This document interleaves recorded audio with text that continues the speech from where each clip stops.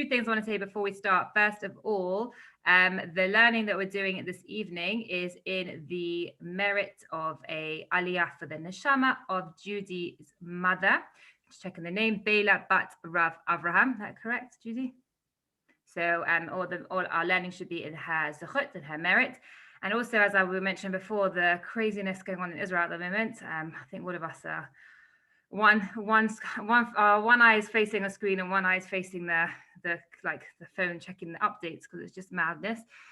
So obviously, in the merit of a quick and very quick end to this craziness, and may no one else be injured or chas v'shalom killed in anything that's going on. So may our learning all be in that merit. Okay, I'm going to share my screen. Where is it? It always gets confused. Here we go.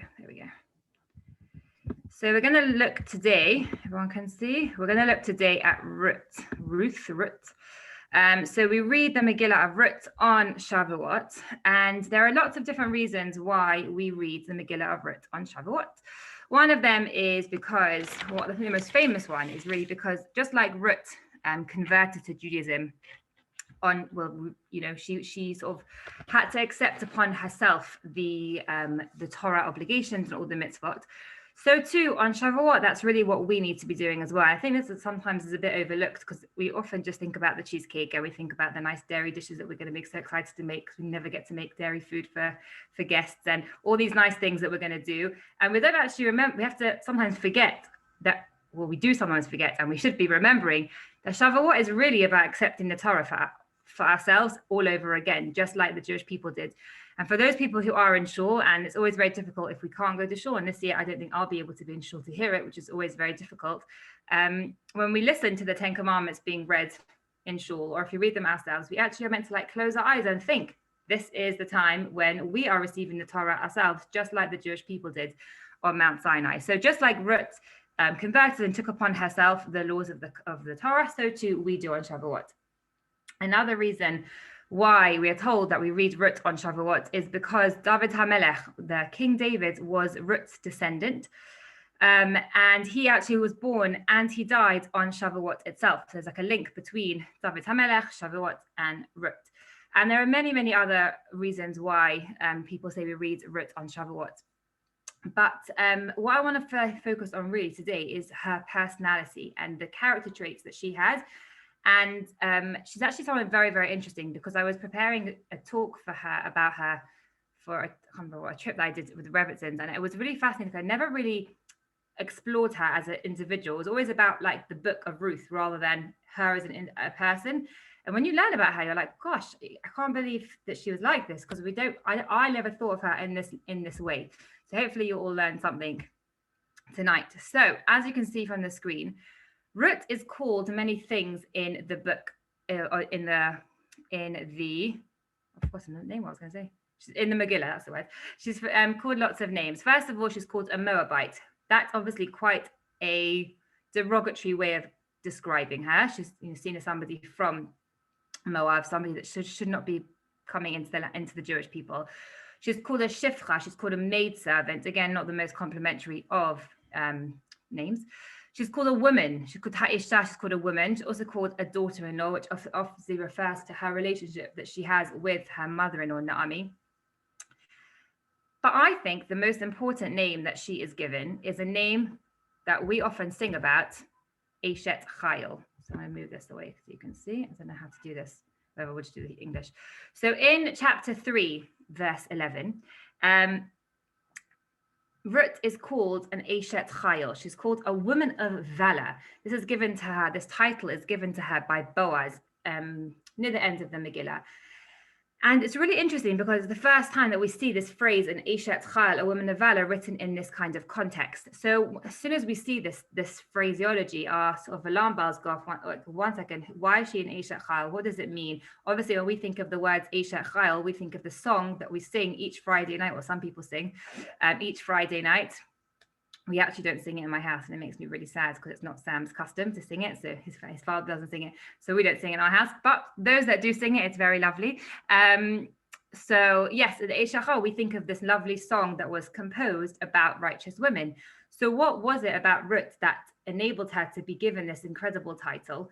And how does she transform from being all those other names that we saw at the beginning, a Moabite, a Shifcha, a maidservant, a woman, to becoming somebody who was a fine woman, an Eishet Chayil that is mentioned over here. So in order for us to really understand a little about her and about this title, we have to go back into the text and find out exactly what these words Eishet Chayil mean. So let's break it down. Eishet is a woman or a wife, and Chayil comes from, anyone want to take a guess where does the word Chayil come from? Modern day Hebrew. What do we think about when we think about Chayil? Anyone want to take a guess? No? A Chayil is a Chayal, is a soldier. Often we talk about it's quite apt now.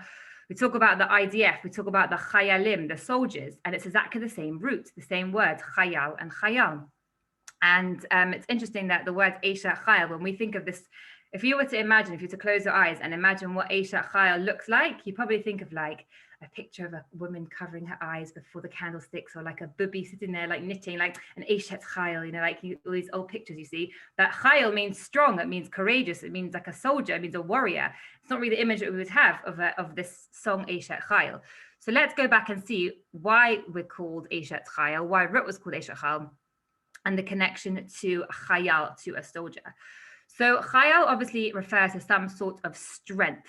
And if we want to understand a bit more about what this strength is about, we have to go deeper into the text and also deeper into the Torah to find exactly the first time or other times in the Torah that the word Chayal was used. So if you can see, again, sorry, the camera's there. Put that there, hopefully you can see. Okay, this is from the book of Shemot in chapter 18, verse 25. It talks about how Moshe was choosing men to help him to lead the Jewish people and to give them different tasks. And it says in the text, Vayivcha Moshe Anshe Chayil, and Moshe chose Anshe Chayil, men of Chayil, where this is supposed to mean, men of valor. And this in translation talks about it as being capable men. We don't really understand what the words mean. So we look at the commentaries, and the commentaries actually in this situation talk about how the word Chayil refers to men of financial acumen, men of financial savviness, men who were basically rich, who were able to look after the rest of the Jewish people, who had, who were upstanding members of society. That's how some of the commentators define the word Chayil in this sense. Again, so what has this got to do with Ruts? Why is Ruts called the same name as Chayil, as this person with financial savviness and financial acumen? Now, Ruts, if we remember from the text, Ruth was she was a Moabite princess. She was somebody who had everything. She lived in a huge palace with her parents, and she had a wonderful life. But she left all that behind. She left all the physicality, all the lovely riches behind, and she left it all to go and live as a Jewish nobody, really, and sort of the bottom rungs of society, because nobody wanted to befriend her. Nobody wanted to be nice to her. They were very, very poor. And it's interesting that she's given this title as somebody who's got financial savviness. But actually, if we look in the text a bit closer in the Megillah of Ruth, we see that she actually does. Ruth is somebody who is a doer. She's somebody who doesn't sit around on her laurels and wait for things to happen to her, even though she was brought up in a very privileged society. She was somebody who actually rose to the occasion, and she became somebody who was very financially savvy, very financially astute by doing what she was doing. And what did she do? She decided to go to Boaz. She asked if she could glean the floor. She got literally on her hands and knees in order to look after her mother-in-law and herself.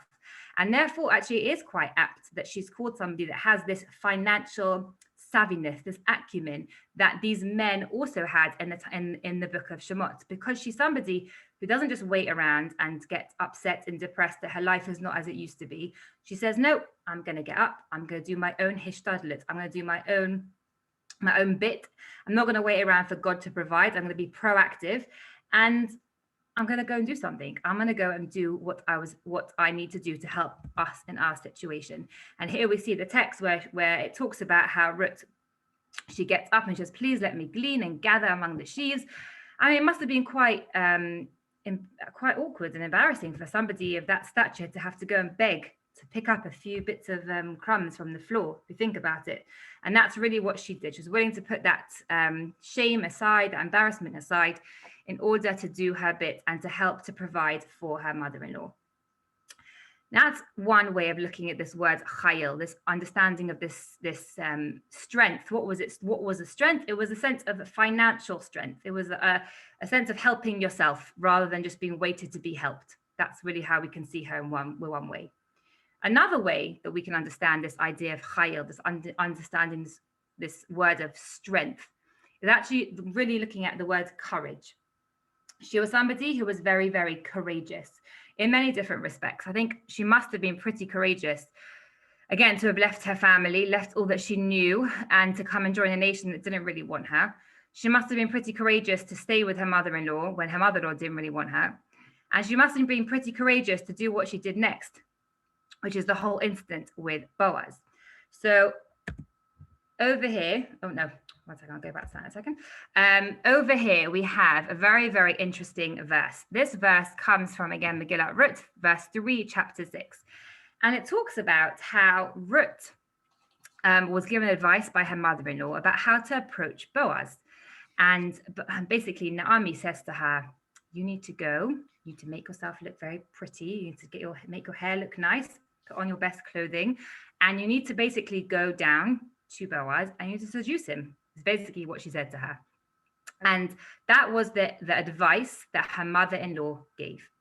However, Ruth, in her really, what's the word I'm looking for? In her understanding of humanity, of her understanding of people, she realized that if anybody was to see somebody looking the way that would have looked, basically like a prostitute, going to the leader of the Jewish people, to Boaz at that time, it would not have made the best of impressions, right? It would not, you can imagine nowadays, it would have been all over social media, all over the JC, that this woman, this prostitute has turned up at the leader of the Jewish people's house. It wouldn't really have looked very good, right? And Ruth understood this. Ruth understood that it would not really have been the most wise of things to do. So what does she do instead? If you look at the text very carefully, this is why I love looking at the text, because you learn so much from the way the wording is. It says, Vateret Hagoren, and she went down to the floor, to where he was. Oops, here you go. V'ta'as kachol ashet zivata chamota. And she did everything that her mother-in-law had instructed her.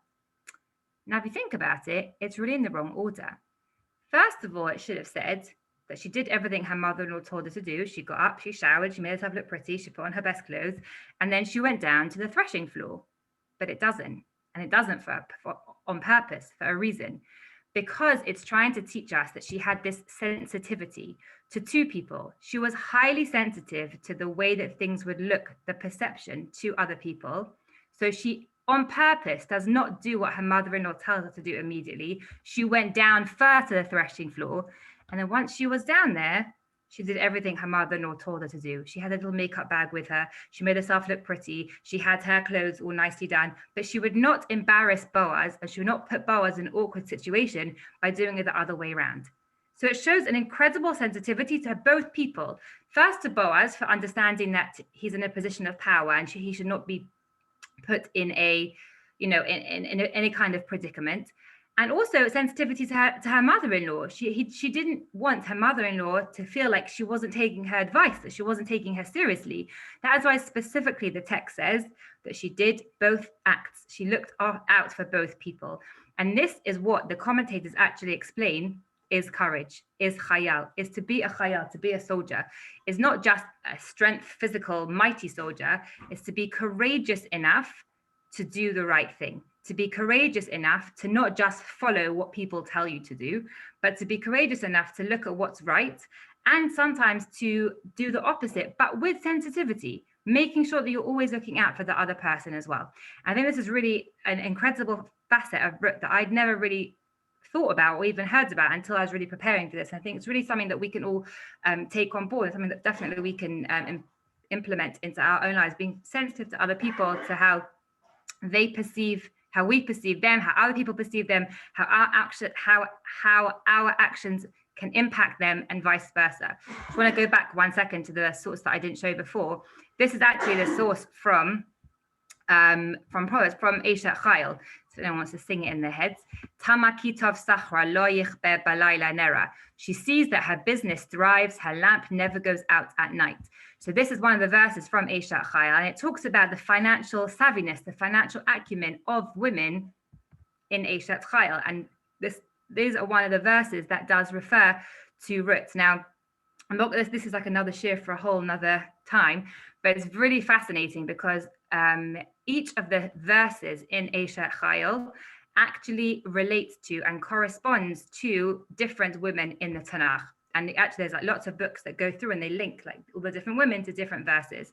And so this is one that actually is related to Ruth because of her financial savviness. Some people say that the whole of Eishet Chayil was written by Avraham for Sarah, like it was sort of written many, many years before it was physically written down in the book of Proverbs. He sort of, created it. But other commentators say, no, actually, it was written, each verse relates to a different woman in Tanakh. So it's very interesting this is picked up on in Eishet Chayil. And also, I think it's really fascinating that so many years ago, when the book of Proverbs was written, financial savviness and acumen and being financially independent and being a businesswoman and being hardworking was something that was looked upon favorably, something that was prized, something that was, seen as being incredible, that women could be both a housewife and a mother and all other things that people want us to be, but also be a really good businesswoman and a really, really successful career woman as well. Okay, any questions so far? Everyone okay? All okay so far? Fantastic. All right, let me move on. Okay, so far we have seen that there's been some very impressive character traits of Ruth. If you want to list them, really, we could say that she was very, very courageous in what she did in all the different attributes we mentioned before. She was very sensitive. Also, I think another word that I would use to describe her is that she was highly independent. Again, somebody that came from such a sheltered background as she did, you cannot imagine that she did what she did by putting herself out there and thinking of these things to do and becoming so independent. And she was pushed up against the wall, really, and she had no other choice. But one of the most impressive characteristics that she has, and I think what she's most known for, is the attribute of chesed, the attribute of kindness. And we're told, actually, the Midrash tells us that the whole book of Ruts is written to teach us only about kindness. That's the only reason that we should read Ruts, is to teach us about being kind. And it's really interesting because Ruth is filled, even though it's a very short book, it's actually filled with so many other storylines and so many other themes that we learn so many things from. So, for example, we learn basically all the laws of conversion. We learned from the book of Ruth about how she was turned away and then she was brought back. That's all from the book of Ruth. We also learn about the laws of modesty. I didn't bring the sources, but the text talks about how when she bent down to collect the corn or the sheaves, whatever they're called, that she did so in a very sneers, very modest way. She didn't have a bottom sticking in the air kind of a thing. She sort of bent down in a very modest way. And also how, again, the whole episode we just saw with Boaz, she was very modest in how she approached what she was going to do. We also learn about the laws of marriage from the book of Ruth. Yet the Midrash specifically says that the reason why Ruth is written was to teach us about chesed. So why is it that chesed is singled out? I think it's also interesting to note that we read this on Shavuot when we're accepting the Torah, when so much the Torah is about chesed, when so much the Torah is about being kind and being respectful to other people. I think it's another link between the reading of Ruth on Shavuot itself. So we're told that, again, by the Midrash, that during this time that Ruth existed, the Jewish people were not in a great place. They weren't religiously, in terms of their community spirit, they weren't really a very well-oiled kind of community at that time. So much so, we're told that when Yehoshua, who was the leader of the Jewish people at that time, when he passed away, the Jewish people were too busy with their own lives to even give him a proper burial. And you can't imagine, Yehoshua was the leader. He was Moshe's, next man, and they didn't really give him a second thought when he passed away. And that shows the selfishness of the community at the time. And we even see it right at the beginning when Naomi and Elimelech, who were the leaders of the Jewish people, They were the wealthiest members of the community. They upped and left. There was a famine. And what did they do? They didn't stick around to help anybody, right? They upped and they left. Actually, I was talking to my YA girls today about World War II. And we were discussing about like how the Queen Elizabeth and her parents, they stayed in Britain during the Blitz. And so they stayed in London during the Blitz in Buckingham Palace, even though it was so dangerous, because they wanted to be with their people. They wanted to show the people that they were with them. They were supporting them. They boosted the morale of the people. Whereas Naomi and Elimelech, they just left. All their people needed them. They were the richest people. They were the people, the foundation of the community, and they just left. So you can see that the Jewish people as a whole were not really on the greatest of levels. And when Ruth and Naomi came back into the land after they had left and after the famine, nobody welcomed them. They were not really received very highly.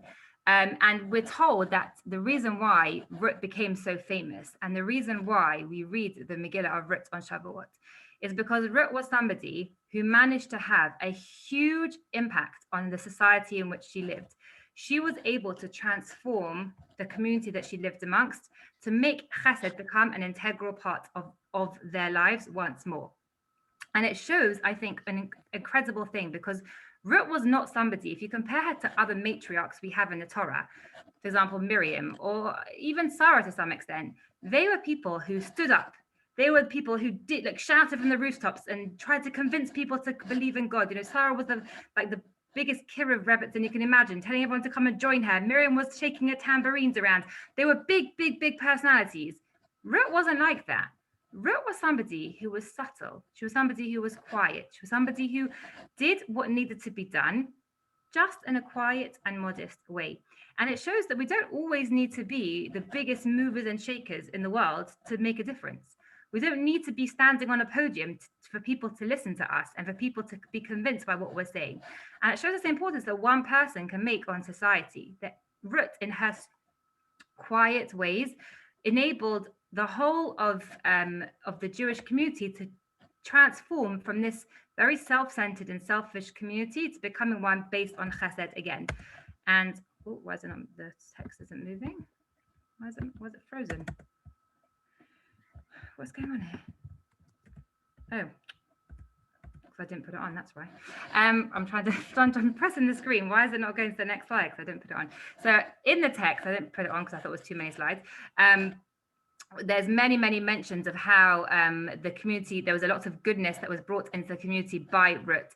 And again, if you look at Eishet, and again, this is like a shiur for you can do this for hours and hours. If you look at the text of Eishet, hopefully on Friday night, if you sing it at home, you can look at the English, and it talks a lot about goodness, talks about how the wife brings goodness to her family. The wife brings goodness to people around her. And that's really, again, what Ruth did. She brought goodness and she brought wholeness and she brought happiness to those people around her. We also know that Ruth displayed an immense amount of kindness to Naomi, to her mother-in-law, who was somebody that she did not owe anything to. She was somebody who, she was somebody who really didn't necessarily deserve, in inverted commas, to have such a lot of kindness bestowed upon her. She bears no grudges by the fact that she was promised a life that didn't exist. She was promised a life with this wonderful husband and this huge family of the Jewish people, this upstanding, righteous family, and that didn't happen. But yet she uses the opportunity that she's being presented with, however difficult that is. And she basically says that, sorry, the baby monitor. She basically says to herself, I'm in this situation, I've got to make the best of it. And she treats Naomi with the utmost respect, even though, again, it's not really a situation that she wants to be in. And again, this also is a really interesting point, because I think sometimes in life, it's often much easier to be nicer to people that we don't live with. I think over lockdown, especially, many people found this very difficult, that we were, stuck in a house with people all the time, our family who we love very, very much, but they see our good points and they also see our bad points. And we sometimes snap at them more than we would snap at strangers, or more than we would snap at other people that we know, and more than we would snap at our friends. And I think that the relationship between Naomi and Ruth is really interesting, because it shows us how we really should be treating our members of our family. That she was somebody who lived in such close quarters with Naomi. She was somebody, She was somebody who lived in such close quarters with Naomi. She, traveled back with her all the way, and yet she still treated her with the utmost respect. Even though I'm sure she drove her absolutely crazy. Even though I'm sure that she was thinking like, who is this old woman who's dragging me down and making me walk so slowly? She still did everything that she could to be respectful. And we saw that again with the incident with Boaz, when she listened to everything that she said, even though she did it in a little bit of a twisted round way to make sure that she didn't offend her by doing so. So the last thing I want to talk about, so we've had loads and loads of points about Ruth that we've just mentioned, but the last thing that I want to talk about really is about this idea of this verse on the screen. It says, this is from Eishet, and again, this is one of the verses that is related to Ruth. And it says, Sheker hachein vehevel hayofi, Isha yirat Hashem hi tithalal. It says, grace is deceptive, beauty is illusory. It is for her fear of the Lord that a woman is to be praised. And this basically talks about the idea of how materialism, physicality is secondary to spirituality. How, beauty can be deceptive. People who seem to be beautiful on the outside are not always so beautiful on the inside. It can be an illusion, but really what's everlasting and what is the most substantial is people who are God-fearing and people who, are internally as beautiful as they are externally. And I think we know from Ruth, but the fact that she shunned all the materialism by leaving that all behind when she left her princesshood and her big castle to come and live in the land of Israel with a family that, yes, they were wealthy, but they weren't as wealthy as her family. And I think that she understood that she understood, this is, again, made me think of something that happened in school today. That's why I just paused for a second. I didn't realize the connection. It talks about sheker hachein, that grace is deceptive, that sometimes appearances are false, that often we sometimes may do things in our lives to get other people's approval. We may do things because they look good, because they appear to be good, because that's what people want us to be doing. There are things, I'm sure everyone could think of their own examples in their head. Was thinking about one myself. There are so many examples where we do things to sometimes fit into a box or to conform to peer pressure or because it's the thing that we should be doing. But really, that's not what we want to be doing, but we feel like we have to. And Ruth is somebody who is the complete opposite. She literally epitomizes this verse. She was somebody who stayed completely true to herself. She stayed completely true to her beliefs. She stayed completely true to her convictions the whole way through. Again, even with Naomi, Boaz, the whole situation, she stayed true to what she believed in. She never followed the crowd, even when all the Jewish people were against her when they first moved back to the land of Israel. She didn't bother her. She stood strong in her self-worth and her self-determination and her self-respect and stayed true to her values and her beliefs, which ultimately then we know rubbed off onto the people that she was around, because we know they changed their ways. They changed into being people full of kindness because they saw the example that she set. And I think that Ruth is somebody that's often described in the commentaries as somebody who is an enabler. She's somebody who enables other people. She married Boaz. She was the politician's wife, so to speak. But she wasn't somebody who was like standing in the spotlight. She wasn't somebody who wanted a picture taken. She was somebody who was facilitated change from the background. She was somebody who allowed her husband to be in, the president, the prime minister, the leader of the Jewish people at the time. But she didn't want to change who she was. She was happy the way that she was. She was happy to support him. But she was happy to be in that role of being the enabler. And I think sometimes in today's society, we often praise those who are the loudest, the strongest, the people that are the most vocal. And I think part of what Ruth teaches us and all the things that she is that she was proud to stay true to herself. She was proud to stay true to the way that she was born. She was born this way. She was born with these kind of personality traits, and she lived them, and she did not change for other people. She stayed true. She didn't change who she was. She knew who she was, and she stayed true to her convictions. And by doing so, she then was able to convince those around her to become more kind, more courageous, less materialistic, and more focused more on this verse that we see here than they were previously. And I think, again, it's interesting that we read this on Shavuot, and on this I will end because it's already 8:30. I think it's interesting that we read this on Shavuot, because Shavuot is a time when we receive the Torah, and we receive the Torah as individuals. We all stand, again, as I mentioned before, we stand in shul, or we can stand at home and read the 10 Commandments ourselves in whatever form we want. And we have to accept the Torah individually. We're told that they stood ki'ish echad belev echad, like one, like they were like one person. But I think what's interesting is the letter ka'ish echad. They were like one man. They were not one man standing under Mount Sinai. They were like one man. They were totally still individuals. They were unified. They were united. They were all together. There was a sense of that everyone was singing and dancing and holding hands and joying and being very, very joyful. However, they were ki'ish echad. They were like one person. They were still unique and they were still individuals. And I think the main message of Shavuot is that we also have to accept the Torah as individuals. Yes, as a community, we stand as a community, but we also must stand as individuals. And we have to stand with our own past character traits and our own personalities. Just like Ruts accepted the personality that she was given by God, she was somebody who did not want to stand from the rooftops and shout and scream. She wants to make a difference in her own unique way. And that's amazing. That's fantastic. And I love the fact that on Shavuot, we read about a woman who is like this. We read about a woman who is quiet and modest and does her bit in her own way. And that's something also that when we accept upon ourselves the 10 Commandments on Shavuot, then we can also take home as a message for us all. So on that note, I'm going to stop just because, as a few people, hi Jenny, just because of the time. If anyone has any questions or comments, obviously, please share. I'm going to stop sharing my screen. So there we go. Anyway, anyone have any comments or questions? And again, we are learning tonight in the Zechut, the merit of Judy's mother, of her Aliyah, her Neshama Shtavna Aliyah, and also of the of obviously the situation that we are witnessing in Israel. We really hope that everybody is safe and well, and that these rockets stop falling on our brothers and sisters living in the Holy Land.